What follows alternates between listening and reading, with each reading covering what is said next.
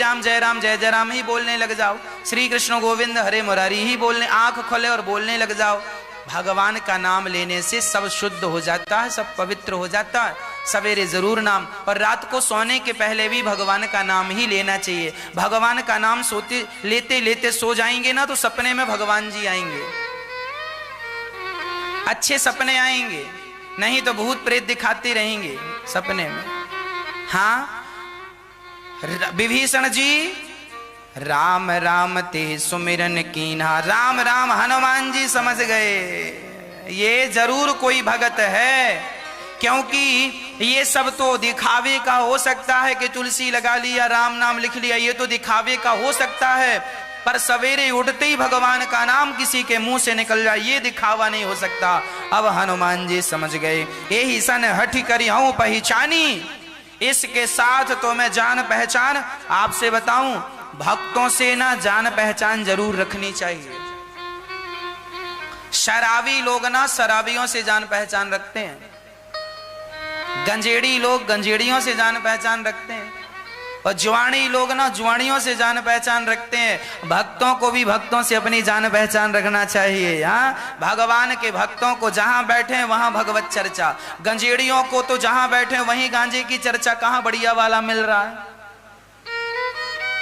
हाँ, शराबियों को शराब की चर्चा, कहां बढ़िया मिल रही है शराब। ऐसे ही भगवान के भक्त जहां बैठो तुम भगवत चर्चा करते रहो, कहां बैठो जहां बैठो भगवत चर्चा करते रहो।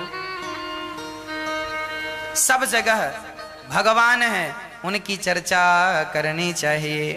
तब हनुमान जी सोचे ये कौन है जरा देखें तो। तब हनुमान जी पंडित जी बनकर गए और विप्र रूप धरी वचन सुनाए, सुनत विभीषण उठता आए।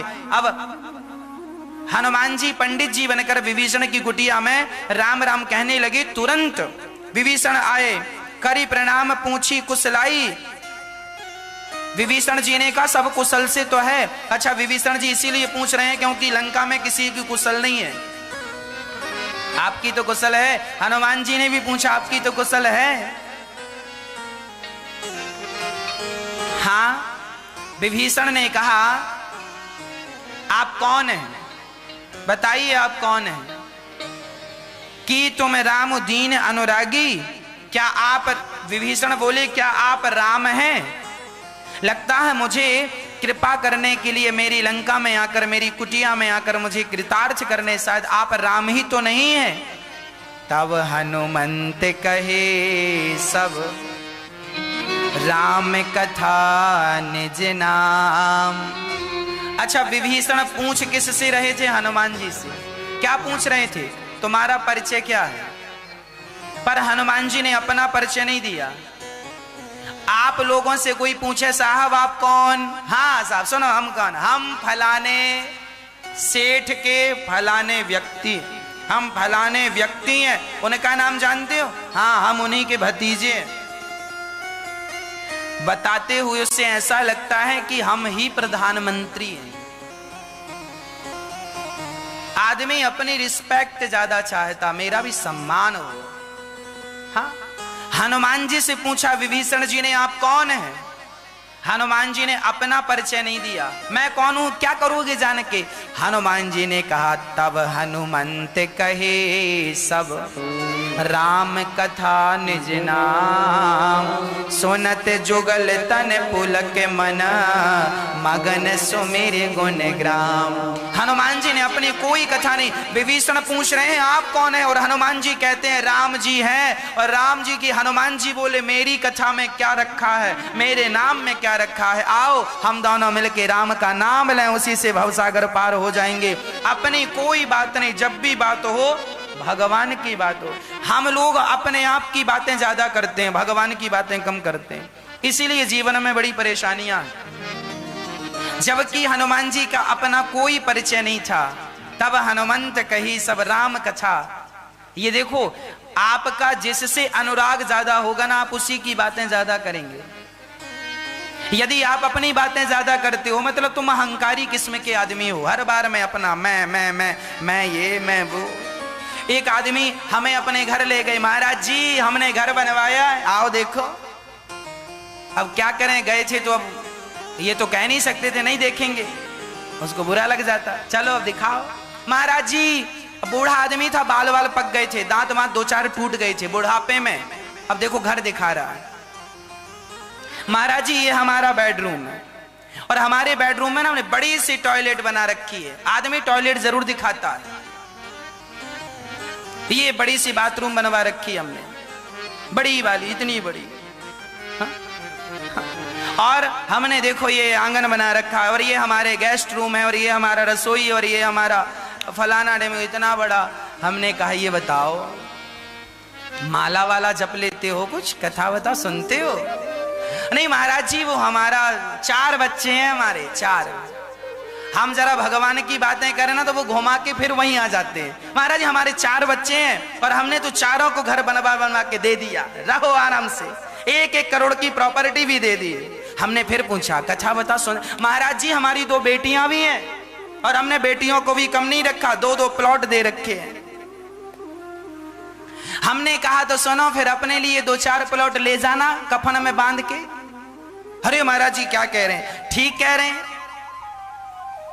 ये जो तुमने धन दौलत जोड़ा है, ये यहां से तो आगे जाना रहा नहीं, आगे की क्या व्यवस्था है ये बताओ। आज ना बूढ़े से बूढ़ा आदमी भी यही गाना गाता, मेरे 4 बेटे हैं, मेरे 2 बेटे हैं, मैंने बेटों को ये दिया, मैंने बेटों को ये दिया। अरे बेटों को तो जमाना देता, कौन ऐसा बाप होगा जो बेटों को नहीं देता? ये बताओ तुमने पुण्य कितना किया? बेटों को दिया है, इसका गिनती थोड़ी भगवान के यहां होगा।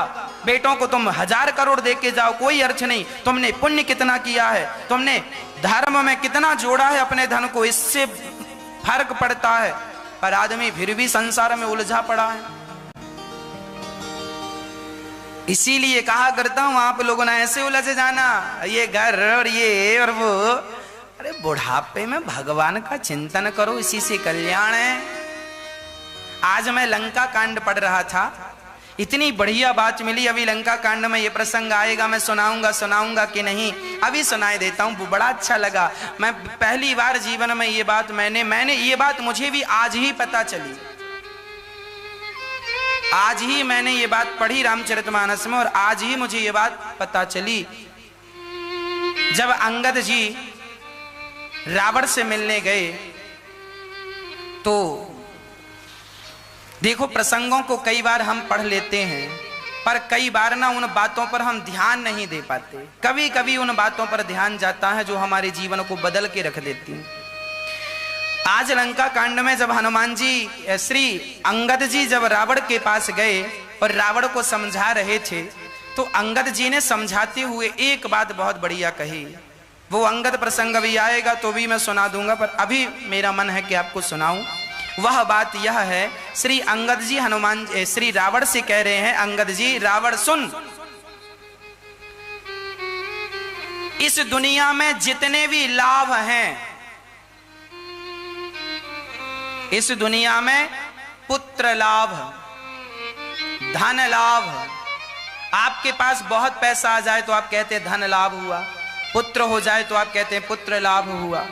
इस दुनिया में जितने भी लाभ हैं, है ना, कितने लाभ हैं?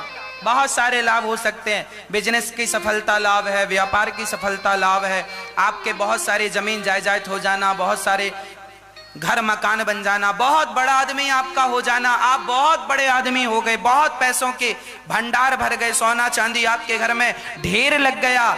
इतना लाभ हो जाने पर भी अंगद जी कहते हैं, सुनो रावण, धन लाभ होने पर भी राम के भजन का जो लाभ है, इस लाभ को सब लोग नहीं जानते, और सबसे श्रेष्ठ लाभ तो राम भजन का ही लाभ है। ये जो तुम्हारे धन दौलत के लाभ हैं, ये तो यहीं तक लाभ देंगे, पर राम नाम का जो लाभ है, इन लाभों से करोड़ों, लिखा है करोड़ों गुना श्रेष्ठ है। राम भजन का लाभ हमें अभी नजर नहीं आता। हम लोग राम राम जपते हैं, राम राम राम राम राम। अरे एक आदमी बोला, क्या तुम राम राम जपने लगे हो, क्या रटना लगा रखी, क्या होगा राम राम जपने से? तुम्हें अभी समझ नहीं आ रहा है, बाद में समझ में आएगा। अभी नहीं आ रहा है, बाद में आएगा। शुरू शुरू में ना सब चीजों का जरा आदमी विरोध करता है। पहले कुएं का पानी पीता था आदमी, फिर हैंडपंप आ गया तो कुएं के पानी पीने वालों को लगा अरे हैंडपंप का पानी पीते हैं सब बुरी आदतें हो जाएंगी, अच्छा पानी नहीं होता। हाँ ये सब ठीक है। कई लोगों ने कहा कि नहीं हैंडपंप का पानी नहीं पीना चाहिए कुएं का, जबकि बात ठीक थी, पर लोगों की फिर आदत हो गई, कुएं सूख गए और हैंडपंप चालू हो गया। हैंडपंप का भी जमाना गया, नल आ गया, अलग प्रकार का टोटी आ गई, अलग प्रकार का व्यवस्थाएं हो गई, अपडेट होता गया। उसी तरह हमें पहले पता नहीं चलता कि इसके होने वाले लाभ क्या हैं, फायदे क्या हैं, है ना।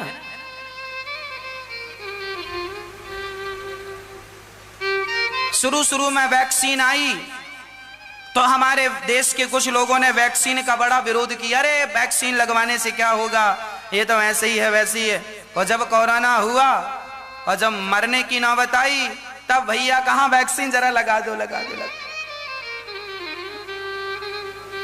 हाँ तो पहले फायदा नजर नहीं आता, जब मुसीबत आती है ना तब बेनिफिट दिखता है कि यार कर लिए होते तो ये दिन देखने ना पड़ते। उसी प्रकार अभी तुम राम नाम जप रहे हो ना, अभी तुम्हें कोई फायदा नजर नहीं आ रहा है, पर मैं विश्वास दिलाता हूं इस सृष्टि का सबसे बड़ा धन राम नाम का भजन है। इससे बड़ा लाभ कोई लाभ नहीं, सारे लाभ एक तरफ और भजन का लाभ एक तरफ। ये नाम तुम अभी जप लो, ये तुम्हारे काम आएगा आएगा आएगा, यही धन तुम्हारे। इसीलिए मीराबाई ने गाया है, पायो जी मैंने राम रतन धन पायो। राम नाम से बड़ी कोई दौलत नहीं है, कोई संपत्ति नहीं है। जोड़ लो जितनी जोड़ सको, कल को पश्चाताप करने ना बैठ जाना।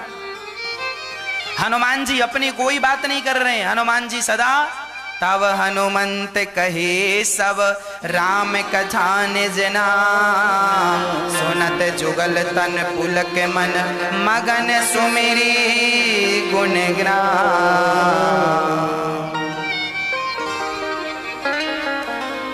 जब हनुमान जी ने बड़े प्रेम पूर्वक कथा सुनाई और विभीषण जी ने हनुमान जी को देखा, आप कौन है? मैं हनुमान हूं, राम का दास हूं। हनुमान जी कहते हैं सुनो, विभीषण ने कहा क्या राम जी हम पर कृपा करेंगे, हम तो लंका में रहते हैं, राक्षस कुल है, क्या हम पर भी राम जी कृपा करेंगे? ऐसा विभीषण जी ने कहा, क्योंकि हमारा तो कुलीन, कहाँ हूं कवन में परम कुलीना। अब हनुमान जी कह रहे हैं जरूर कृपा करेंगे राम जी, क्योंकि मुझ पर कृपा करते हैं। हनुमान जी बोले तुम तो फिर भी ब्राह्मण हो, मनुष्य हो, हम तो बंदर हैं। कहाँ हूँ पवन सुत, कहाँ हूँ कवन में परम कुलीना, कपि चंचल सब हे विधीना। असमय अधम सखा सुनु मोहु पर रघुवीर, कीन्ही कृपा सुमिरे गुण भरे बिलोचन नीर। हनुमान जी कह रहे हैं मैं जात का बंदर हूं और मैं असमय अधम। हनुमान जी हैं तो वैसे सबसे बड़े गुणवान, पर हनुमान जी कह रहे हैं मेरे जैसा अधम कौन है। हनुमान जी छोटे बन गए, शरीर से नहीं, हनुमान जी अपनी बुद्धि से भी अपने आप को छोटा ही मानते हैं। आप बहुत बड़े विद्वान हो जाइए अच्छी बात है, पर अपनी विद्वत्ता का अभिमान रखना क्या अच्छी बात है? मैं विद्वान हो जाऊं और विद्वान होकर के जमाने में डिंडोरा पीटता फिरूं कि मैं विद्वान हूं, कोई शास्त्रार्थ कर लो कोई, तो मेरे जैसा मूर्ख कौन होगा ये तो बताओ। हनुमान जी ज्ञानी नामाग्रगण्यम है, अतुलित बलधामम है, बुद्धिमान है, बल के पराक्रमी है, पर कहते हैं असमय अधम। अपने आप को क्या कह रहे हैं? अधम कह रहे हैं। और इसीलिए कहा करता हूं हम लोग अपने आप को भी अधम ही कहा करें, हे प्रभु मैं अधम हूं, हे प्रभु मैं अधम हूं। और हम लोग तो अपने आप को बड़ा टिप टॉप बना के भगवान के सामने पेश करते हैं। हनुमान जी कह रहे हैं जब हम पर कृपा हुई, असमय अधम सखा, मुझ अधम पर कृपा हुई तो आप पर कृपा जरूर होगी। जानत हूँ अस स्वामी बिसारे, फिर हित काहे न होहि दुखारी। क्या बात है, सुंदरकांड ऐसा लग रहा है सुंदरकांड ही सुनाए आपको और कोई बात ना सुनाए। केवल सुंदरकांड ही सुनाए। अब हम एक दो दिन आपको ना केवल सुंदरकांड की कथा सुनाएंगे। केवल सुंदरकांड, हनुमान जी एक एक चौपाई की हम व्याख्या करें तो अभी घंटों लग जाए, और 3 साढ़े 3 घंटे की पूरी कथा। इसमें अभी रावण को भी मारना है,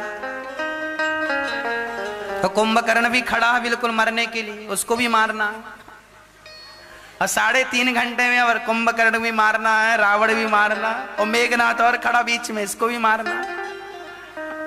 और वहां से संजीवनी बूटी भी पूरा पहाड़ उठा के लाना है अभी,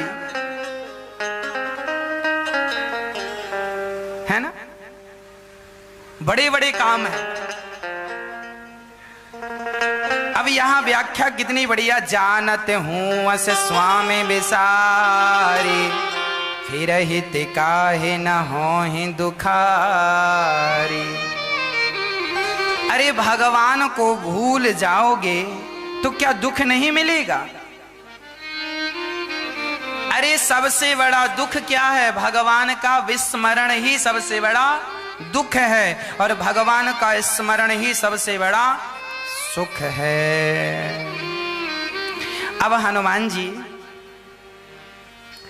विभीषण से कहते हैं, बताइए कि हमारी माता कहाँ है, सीता माता कहाँ है?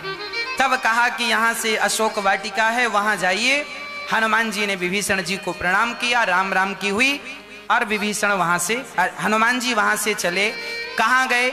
सीता माँ एक पेड़ की छांव में बैठे, हनुमान जी उसी पेड़ में चढ़ गए, और वहां माता सीता का वर्णन, तरु पल्लव महुरहा लुकाई, करय विचार करऊं का भाई।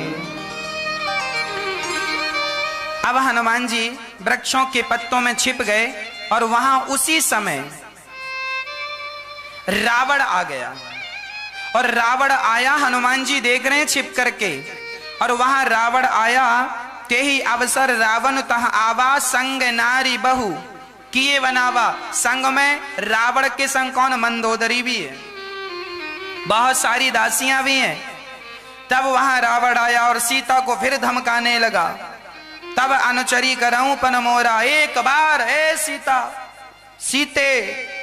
रावण बार बार धमकी दे रहा है, और रावण सीता मां से क्या कह रहा? सुनो, एक बार मेरी तरफ देखो, एक बार बिलो कि मम ओरा। अच्छा, रावण ऐसा क्यों कह रहा कि एक बार मेरी तरफ देखो? सच्ची बात तो यह है कि एक बार रावण ना, ये पहली बार स्त्री को चुरा कर लाया है, ऐसा नहीं। रावण का ये काम ही था, किसी को भी उठा के ले आता था। एक बार एक सत्यवती नाम की एक स्त्री कमल के दल पर बैठकर तपस्या कर रही थी, नाम था सत्यवती। एक बार रावण ने उस कमल दल पर बैठी स्त्री जो तपस्या कर रही थी, जो भगवान को अपने पति के रूप में प्राप्त करने की चाहत से तपस्या कर रही थी, उसी समय रावण वहां आ गया, और उस स्त्री की सुंदरता को देखकर रावण लट्टू हो गया। और रावण ने उस स्त्री से कहा, तुम हमसे विवाह कर लो। रावण कमल डंडी हिलाया तो वो गिर गई, तपस्या भंग हो गई। और रावण ने उसको जबरदस्ती उसको अपने पास लाने की कोशिश किया। तब उस स्त्री ने श्राप दे दिया, जा मूर्ख, तूने मेरी तपस्या बिगाड़ी है, जा मैं तुझे श्राप देती हूं। आज के बाद तूने किसी स्त्री को उसकी मर्जी के बिना उठाया, और उसकी मर्जी के बिना तूने उसे स्पर्श किया, उसी स्त्री के कारण तेरा सर्वनाश हो जाएगा। अब रावण चरणों में गिर पड़ा, देवी क्षमा क्षमा क्षमा, अपराध हो गया, हमसे गलती हो गई, क्षमा कर दो। तब उस स्त्री ने कह दिया, जा, तू जिस स्त्री का हरण करेगा उसी के कारण तेरा सर्वनाश होगा, परंतु वह स्त्री एक बार तेरी ओर कृपा की दृष्टि से देख लेगी तो तू अमर हो जाएगा। इसलिए रावण कह रहा, एक बार बिलो कि मम ओरा, एक बार हमारी तरफ देख लो तो हम अमर हो जाएं। माता सीता की एक बार कृपा दृष्टि रावण पर पड़ जाती तो ये अमर हो जाता। इसीलिए माता सीता से देखती नहीं है, इसीलिए रावण कह रहा एक बार बिलो कि मम ओरा, और माता सीता कह रही है, तृण धरी ओट कहत वै देही, सुमरी अवधपति परम स्नेही। माता सीता एक तिनका को अपने पास रखा करती हैं। माता सीता एक तिनका को अपने पास रखा करती हैं और उस तिनके को रख करके सामने रावण से बात करती हैं। ये तिनका कौन है? ये तिनका कौन है? तृणधरी ओट कहत वैदेही। ये तृण कौन है? ये तिनका कौन है? ये तिनका सीता माँ का भाई है। भाई कैसे हुआ? सीता माँ का जन्म कहां से हुआ? पृथ्वी से। और तिनकों का जन्म कहां से होता? घास इत्यादि सबका जन्म। सीता माँ भी पृथ्वी से पैदा हुई और ये घास पूंछ भी तिनका इत्यादि भी पृथ्वी से पैदा होते हैं। तो दोनों एक ही माँ के पुत्र होने से, पुत्री होने से भाई बहन हो गए कि नहीं?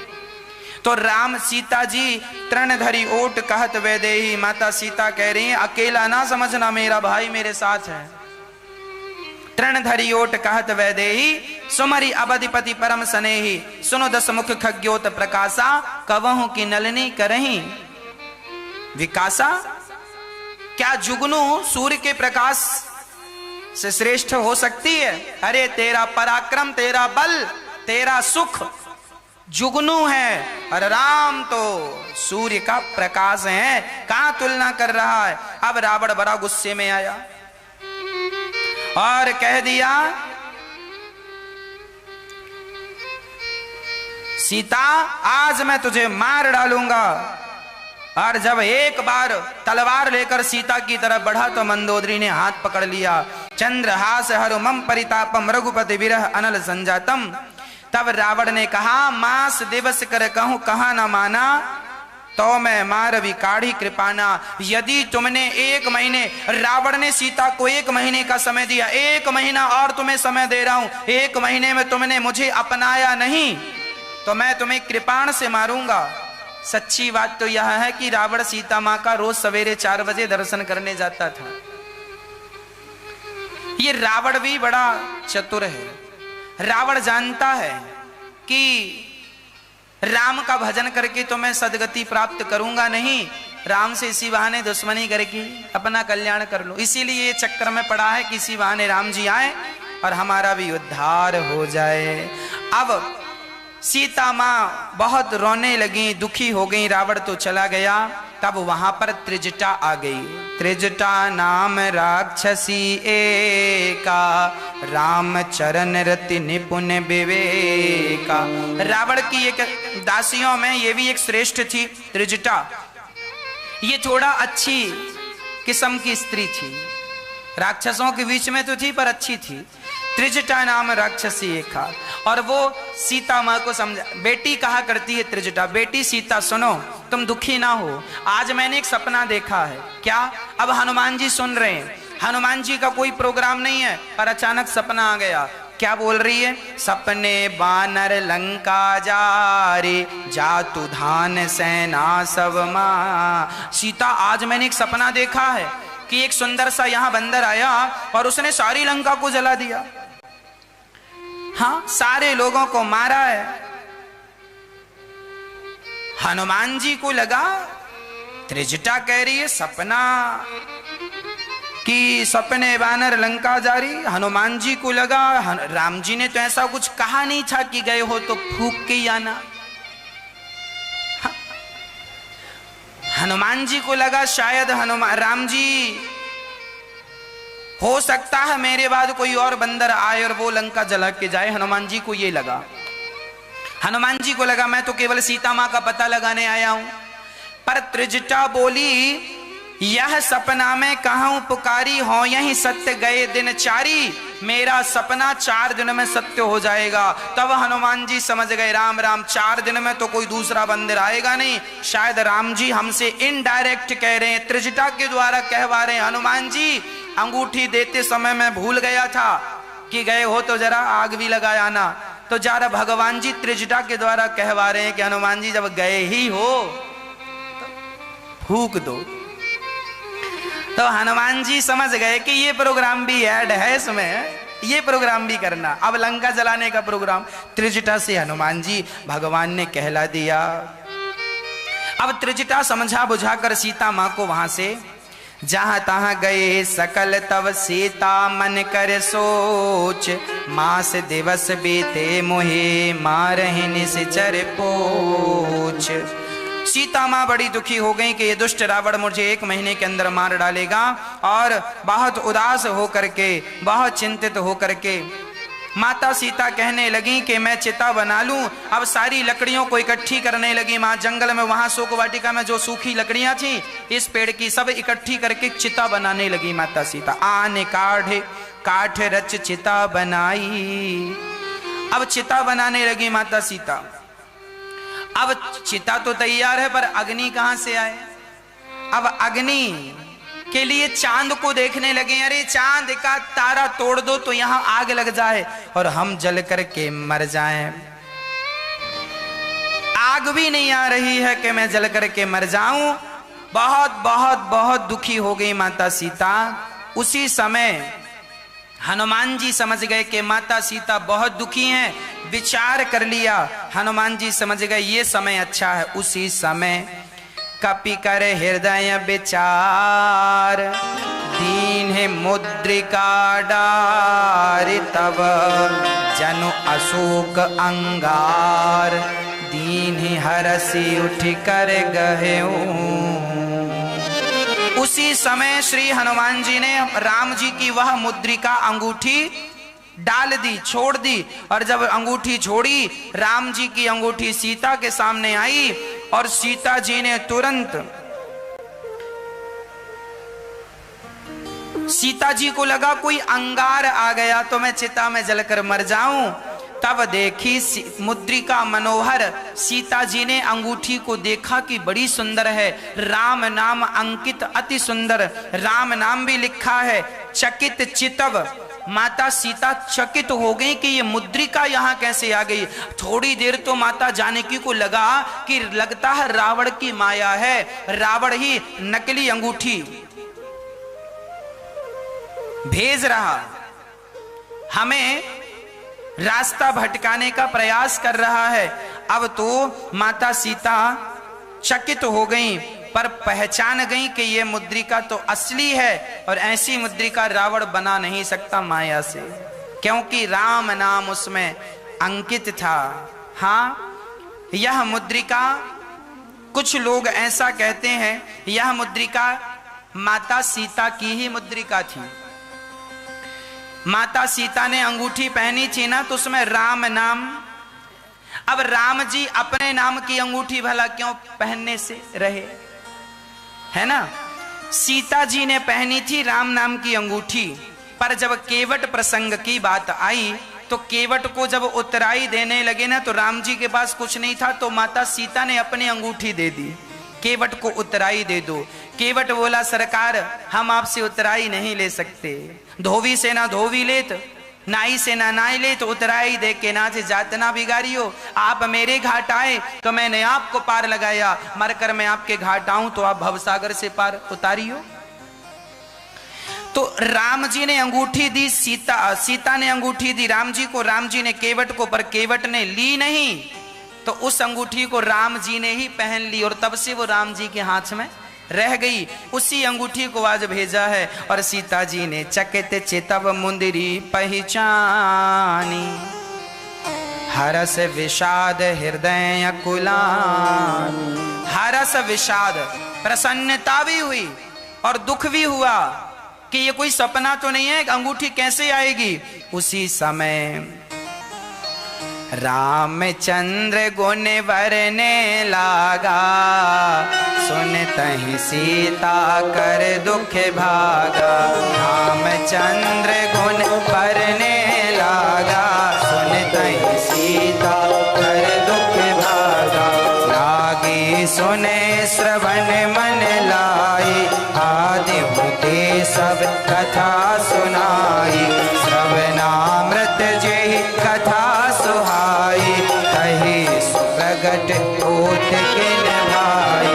अब हनुमंत निकट चली गया हूँ, फिर बैठी मन विस्मय भया हूँ। अब बड़े प्रेम से जब सीता माँ अंगूठी को देखकर बड़ी उदास हो गई, तब हनुमान जी रामचंद्र गुण, हनुमान जी एक ही काम है, कहीं भी जाते हैं राम जी का नाम लेने। रामचंद्र गुण बरने लगा, राम कहानी हनुमान जी ने राम कहानी सुना दी। हाँ, कहते सुनत आवे अखियों में पानी, राम कहानी। बड़े प्रेम से राम जी का पावन चरित्र सुना दिया श्री हनुमान जी ने। और हनुमान जी ने क्या कहा? हनुमान जी ने कहा, पार होगा वही जिसे पकड़ोगे राम, पार होगा वही जिसे पकड़ोगे राम, जिसको छोड़ोगे।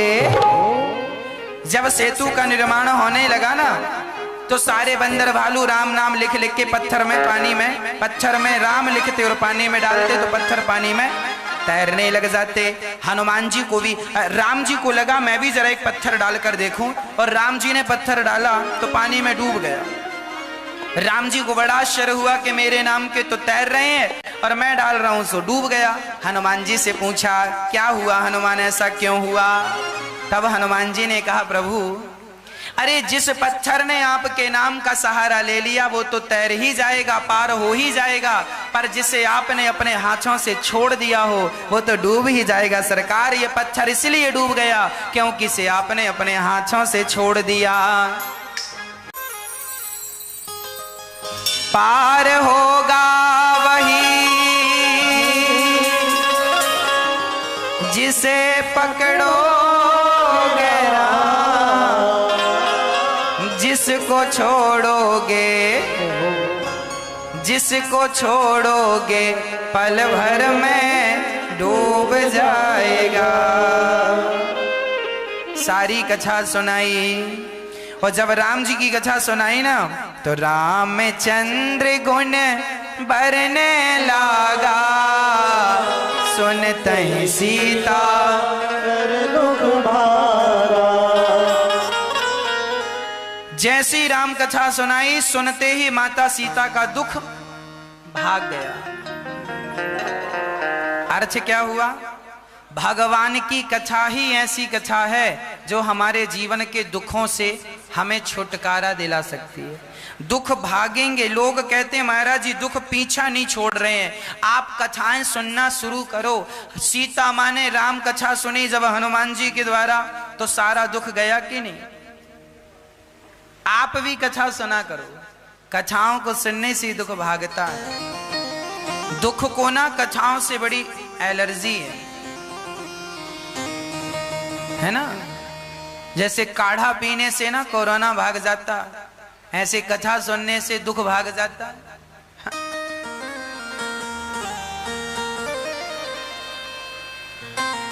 अब हनुमान जी सामने आ गए। माता सीता ने कहा आप कौन हो? हनुमान जी ने कहा राम दूत मैं मातु जान की, सत्य शपथ करुणा निधान। माँ मैं राम जी का दूत हूं। यह मुद्रिका जो है ये राम जी ने दी थी आपके लिए। कपि के बचन सप्रेम सुनी, उपजा मन विश्वास। माता सीता ना हनुमान जी को राम जी का दूत मानने को तैयार नहीं थी। माता सीता को लग रहा था ये रावण की कोई माया है। पर हनुमान जी ने एक पासवर्ड जब बोला तब माता सीता समझ गई।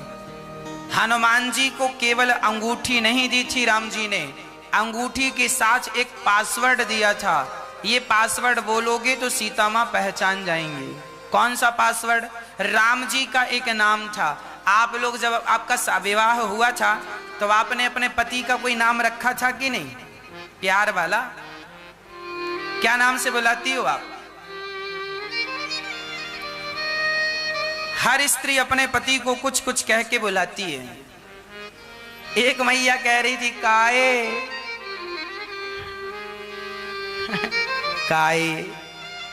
हमने कहा ये काय क्या है? एक मैया बोली ए हमने कहा लो। ABCD सब है। अब हमें पता चला A फॉर एप्पल नहीं, A फॉर पति भी होता है। काए ए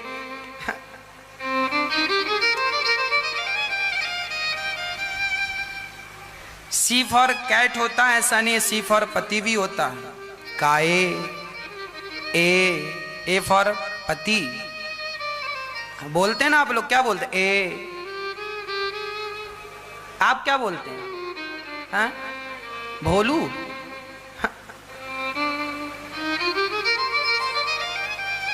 आप लोग ना अपने अपने पतियों को कुछ कुछ बोलते हैं, आप मत बताओ, ये तो पासवर्ड है। अच्छा है, यही पासवर्ड है। केवल पत्नी को ही पता है कि हमें किस नाम से बुलाना है, और पति को ही पता है कि हमें किस नाम से बुलाना है। ये पासवर्ड है। अच्छा, माता सीता ने भी राम जी को एक नाम से बुलाया, और वही नाम, ये नाम सीता माँ ने रखा था राम जी का। ये राम जी जब विवाह होके सीता जी आई और सबसे पहली मुलाकात राम जी से हुई, तो राम जी को सीता माँ ने किस नाम से पुकारा? तब यहां लिखा है, क्या लिखा है? राम दूत मैं मातु जान की, सत्य शपथ करुणा निधान की।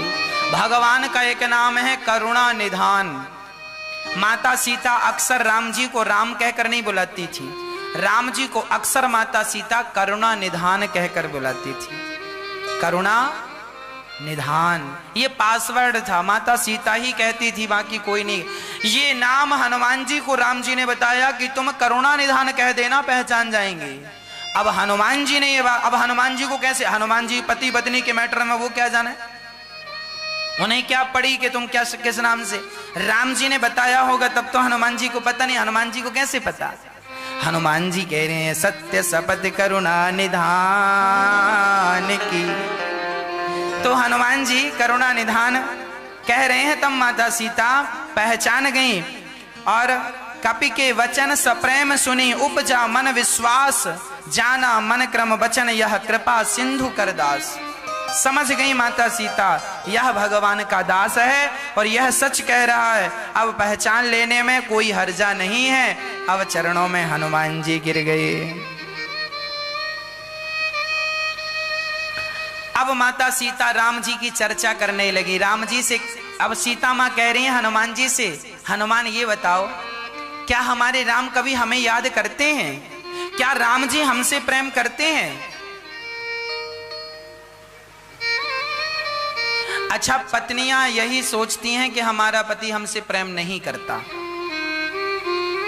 ये प्रॉब्लम केवल आप पत्नियों के साथ नहीं, माता सीता जी के भी साथ थी।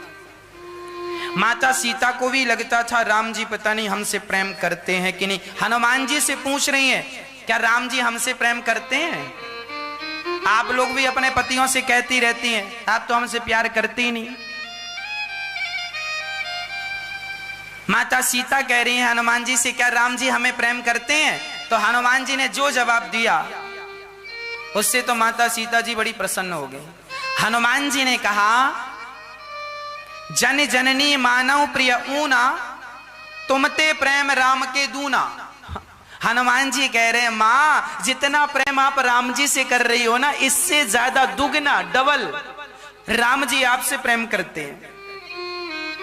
अब हनुमान जी तो पति पत्नी के बारे में क्या जाने कि कौन किससे कितना प्यार है, तुम कैसे कह रहे हो, किस आधार पर कह रहे हो? हनुमान जी ने ये क्यों कहा? अब बताओ, कोई कह दे कि तुम्हारे को तो तुमसे ज्यादा पति तुम्हारा प्रेम करता है।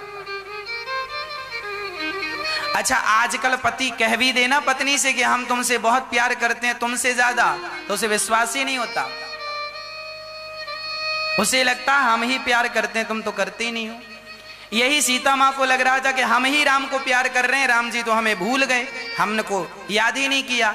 तब हनुमान जी कह रहे हैं, ना माँ आप गलत फहमी मत पालो, तुमते प्रेम राम के दूना, आपसे दुगना डबल प्यार राम जी का आपके प्रति है। अब हनुमान जी ये कौन होते हैं कहने वाले, ये गणित लगाने वाले? दुगना क्यों कह रहे हैं? क्या सबूत है इस बात का? अब ये निर्णय कौन करे? अच्छा, राम जी ज्यादा प्यार करते थे सीता से या सीता माँ ज्यादा प्यार करती थी? अब कोई पति पत्नी को खड़ा करे और कहे कि पत्नी ज्यादा प्यार करती है पति से, कि पति ज्यादा प्यार करता है पत्नी से, ये कोई पड़ोसी कैसे बताएगा? ये तो पत्नी और पति को ही पता होगा ना कि वो कितना प्यार करते हैं। हनुमान जी कह रहे हैं हमें पता। अच्छा, हनुमान जी किस सबूत पर ये बात कर रहे हैं? हनुमान जी के पास सबूत है। सुनिए सबूत क्या है। जब राम जी सुग्रीव के पास आए और सुग्रीव ने कहा कि यहाँ राम जी सीता जी कुछ दिन पहले गई थी तो वहां आभूषण गिराए थे, तो राम जी ने आभूषण जब लिया तो राम जी ने उन आभूषणों को मांगा। राम तुरंत कह दी ना, और तुरंत राम जी ने उन आभूषणों को हृदय से लगाकर जो रोना स्टार्ट किया। राम जी उन आभूषणों को, सिया के आभूषणों को हृदय से लगाकर रो रहे हैं। राम जी को कोई संदेह नहीं था कि ये आभूषण असली के हैं कि नकली, सीता के हैं। बस ये सुनकर के राम जी रोने लगे। और यहाँ हनुमान जी कह रहे हैं मैंने राम जी की अंगूठी गिराई तो आप चकित हो गई। मतलब राम आपका नाम सुन के रोने लगे और आप राम की अंगूठी सुन के चकित हो गई। मतलब तुम ते प्रेम राम के दूना, राम के वस्त्र आभूषण इत्यादि अर्थात ये अंगूठी इत्यादि देखकर आप तुरंत नहीं गई और राम जी तुरंत रो पड़े। अर्थात हनुमान जी की गणित है। वो कह रहे हैं तुम ते प्रेम राम के दूना, आपसे ज्यादा प्रेम राम जी करते हैं। और सच्ची बात है, भगवान सबसे ज्यादा प्यार करते हैं। भगवान ही त्वमेव माता च पिता, तो भगवान सबसे प्यार करते हैं। भगवान तो भगवान है। अब हनुमान जी बड़े प्रेम से सारा संदेशा दिए, सारी बातें कहीं। और अब हनुमान जी कह रहे हैं माँ बड़ी भूख लगी है, अब कृपा करो तो हम कुछ खा लें। हनुमान जी से कहती हैं माँ सीता, वाह बेटा हनुमान, आपने तो मेरा सारा दुख दूर कर दिया, पूरा संदेशा दिया कैसे सुग्रीव से मित्रता हुई, कैसे राम जी की सेना तैयार है। अब माता सीता को थोड़ा बल आया कि चलो अब राम जी रावण को मार देंगे। तब माता सीता ने दुआएं निकाली। अजर अमर गुण निधि सुत होहूं, करहूं बहुत रघुनायक छोहूं। माता सीता ने आशीर्वाद दिया। बेटा हनुमान जी को पुत्र कहा, सुत कहा, बेटा कहा, जाओ मैं तुम्हें वरदान देती हूं, तुम अमर हो जाओ। हनुमान जी को अमरता का वरदान किसने दिया? माता सीता ने। अजर अमर गुण निधि, तुम गुणों के भंडार हो जाओ। करहूं बहुत रघुन, तुम पर राम जी सबसे ज्यादा दया करें, राम जी तुमसे सबसे ज्यादा प्रेम करें, इसीलिए तुम सबसे लाडले बेटे हो जाओ हमारे। और ऐसा आशीर्वाद दिया। जब कोई बेटा अपनी माँ को प्रसन्न करता है ना, तो माँ की सेवा के बल पर वह बेटा बहुत कुछ प्राप्त कर लेता है। आज बच्चों को पता ही नहीं कि माँ क्या होती है, माँ की अहमियत क्या होती है, माँ की वैल्यू क्या होती है। आज बच्चों को बिल्कुल नहीं पता होती ये बात तो बच्चे अपनी माँ को घर से निकालते नहीं। पर धन्य है हनुमान जी कि देखो माँ की ऐसी सेवा की, इतना प्रसन्न कर लिया कि माँ ने अमरता का वरदान दे दिया।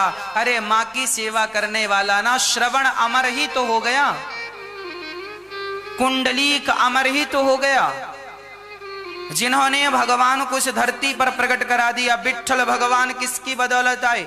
कुंडलीक नाम का एक बेटा था, माँ की बहुत सेवा करता था। भगवान उस कुंडलीक का दर्शन करने आए थे कि तू माँ की सेवा करता ना, मैं तेरा दर्शन करूंगा। तो कुंडलीक से कहा कोई वरदान मांग। तो कुंडलीक ने कहा कि आप ऐसे ही खड़े रहकर आने वाले भक्तों को दर्शन देते रहो, मैं यही। तो भगवान आए थे दर्शन देने, तो भक्त ने बंदी बना लिया और आज तक भगवान ऐसे कमर में हाथ रख के आज भी विठ्ठल भगवान पंढरपुर में बिठोबा भगवान, पंढरपुर में पंडर भगवान पंडरीनाथ विठ्ठल भगवान खड़े हैं। किसकी बदौलत? अरे जब बेटा माँ की सेवा करता है ना, तो माँ की सेवा से भगवान के पास नहीं जाना पड़ता, भगवान खुद चलकर सेवक के पास आ जाते। इसीलिए कभी भी किसी भी हाल में अपनी माँ का दिल ना दुखाना, अपनी माँ को दुख ना देना, अपनी माँ का अपमान अनादर ना करना, क्योंकि माँ को प्रसन्न करना। हनुमान जी ने माँ को प्रसन्न किया तो माँ ने अमर बना दिया। वाह, हनुमान जी को कौन नहीं जानता। युग बदल गए पर हनुमान जी नहीं मरे। क्यों? क्योंकि माँ का वरदान है तुम अमर रहो। तुम जैसे बेटों की जरूरत है जो माँओं को दुखों से निकालते हो, ऐसे पुत्रों की जरूरत है। हनुमान जी अमर हैं। ऐसे पुत्रों की आज भी जरूरत है जो अपने माँओं को उनके कष्ट से निकाल दें। बुढ़ापे का दर्द बड़ा भयंकर होता है। देखिए बुढ़ापा, एक तो बुढ़ापा ही अपने आप में एक दर्द है, एक दुख है। बुढ़ापे में पाँव में दर्द है, घुटने में दर्द है, कमर में दर्द है, ना जाने कितने दर्द होते हैं बुढ़ापे में। और उस दर्द के बाद कोई बेटा और अपनी माँ को घर से निकाल दे तो ये डबल दर्द। कहाँ खाएगी, कहाँ रहेगी माँ, कहाँ जाएगी, कितना तकलीफ उठाएगी, कितना कष्ट उठाएगी। ऐसी माएं जब अपने बच्चों से परेशान होती हैं तब वो माताएं गौरी गोपाल वृद्धाश्रम की ओर आती हैं। और ये दास अनिरुद्ध इन सभी माँओं की सेवा करता है। ये वही गौरी गोपाल वृद्धाश्रम में रहने वाली माताएं हैं जिन माँओं को यहाँ पर प्यार से रखा जाता है। और ये माएँ सभी प्रेम से अपना दुख भूल करके यहाँ आनंद पूर्वक रहती हैं। मैं तो इन माँओं का दुख को कम करने में जितना प्रयास कर सकता हूँ करता हूँ कि इन माँओं का दुख कम हो, इन माँओं की पीड़ा कम हो, इन माँओं की तकलीफ कम हो। पर ये माँ है ना, अपने बच्चों को अक्सर याद करती रहती हैं। और जब बच्चों को याद करती हैं ना तो उनकी आंखों में आंसू आ जाते हैं। इसीलिए मैं आपसे कहा करता हूँ कि आपकी माँ भले आप उसे घर से निकाल दो, भले आप घर के बाहर का रास्ता दिखा दो, पर माँ जो होती है ना वो भले कहीं भी रहे पर अपने बच्चों को जरूर आशीर्वाद देती है। जरूर भगवान से यही प्रार्थना करती है कि बच्चे खुश रहें, सुखी रहें। कभी माँ अपने बच्चों के बारे में ये नहीं सोचती कि मेरे बच्चों का कोई नुकसान हो। सदा प्रसन्न रहें, यही दुआएं होती हैं माँ की बच्चों के लिए। इसीलिए प्रार्थना मेरी आपसे सिर्फ इतनी है कि आप भी अपनी बूढ़ी माँ का जरूर ऋण चुकाना। उस माँ ने जो तुम्हें गर्भ में रखा है, जो तुम्हें जन्म दिया है, माँ के जो तुम ऋणी हो गए हो, उस ऋण को सेवा करके जरूर उस ऋण को चुकाना। हाँ, मैंने सुना है कि माँ से बढ़कर कोई नहीं होता। माँ ही सबसे बड़ा धन होता है। माँ ही मंदिर। हाँ, और मैं यही पुण्य है, इससे बड़ा भी कोई पुण्य होगा मुझे नहीं पता। भक्तों, ऐसी माँओं की जब दुआएं आप लेंगे ना तो मुझे लगता है कि आप दुनिया के सबसे अमीर व्यक्ति बन जाएंगे। एक राजा की छोटी सी कथा मुझे याद आ गई, मैं सुना देता हूं। एक राजा था। उस राजा के नगर में एक छोटा सा एक बालक आया और बालक ने राजा से कहा उस बालक ने, राजा साहब हमें काम पर रख लीजिए। राजा ने कहा ठीक है तुम्हें काम पर रख लेंगे, पर ये बताओ तुम करोगे क्या? उस बालक ने बोला जो काम दोगे मैं कर लूंगा। ठीक है, कर लोगे काम? ठीक है, तो जाओ। पास के गांव के लोगों ने हमसे बहुत सारा कर्जा लिया है और चुका नहीं रहे हैं, जाओ वो कर्जा लेकर आओ। खाता वही दिया, कर्जा वसूल करके लाओ। और राजा ने कहा मेरे लिए कुछ ऐसी चीज लेकर आना जो मेरे राज्य में ना हो। वो बालक गया और गांव के लोगों को खड़ा किया, बोले सुनो राजा का कर्जा चुकाओ। गांव वाले रोने लगे, महाराज खाने को रोटी नहीं है, कर्जा कैसे चुकाएंगे, फसल हुई नहीं, बड़ी गरीबी है। तब उस बालक ने कहा फिर कोई बात नहीं, तुम गरीब हो ना तो एक काम करो, तुम्हारी हम खाता बही आग में जला दे रहे हैं, अब राजा तुमसे कर्जा कभी नहीं मांगेगा। और वो बालक राजा के पास गया। राजा ने कहा कर्जा लेकर आए? कहा बालक ने मैं कर्जा लेकर तो नहीं आया, पर आपके लिए वो चीजें लेकर आया हूं जो आपके राज्य में नहीं है। अरे क्या लाया है? तब उस बालक ने कहा राजा साहब आपके लिए मैं उन गरीबों की, उन बेसहारों की दुआएं लेकर आया हूं जो आपके पास नहीं थी। उन लोगों की दुआएं आपके पास लाया हूं, उनकी दुआओं से आप सदा सुरक्षित रहेंगे। और सचमुच एक दिन राजा पर एक बड़े राजा ने आक्रमण कर दिया और राजा को भागकर जाना पड़ा। तो राजा की मदद उन्हीं गांव वालों ने की जिनकी दुआएं राजा तक पहुंची थी। कहने का तात्पर्य यही हुआ कि राजा फिर सेना की टुकड़ी तैयार करके फिर उन्होंने अपना राज्य सिंहासन पा लिया। जब हम दुआएं प्राप्त करते हैं ना, वही हमारा सबसे बड़ा धन होता है। इन माओं का जब दर्द आप दूर करते हैं, इन माओं की पीड़ा जब दूर करते हैं, आपके सहयोग से इन माओं के जब आंसू पहुंचे जाते हैं, तो आपके द्वारा दिया हुआ सहयोग इन माओं तक पहुंचता है और इन माओं की दुआएं आप तक पहुंचती हैं। और यही दुआएं हमारी आयु बढ़ाती हैं, हमारा यश। यही दुआएं आपके बच्चों की आयु, आपका यश, आपका धन, आपका परिवार, आपका सब कुछ बढ़ता ही बढ़ता है इनकी आशीर्वाद, इनकी दुआओं से। हनुमान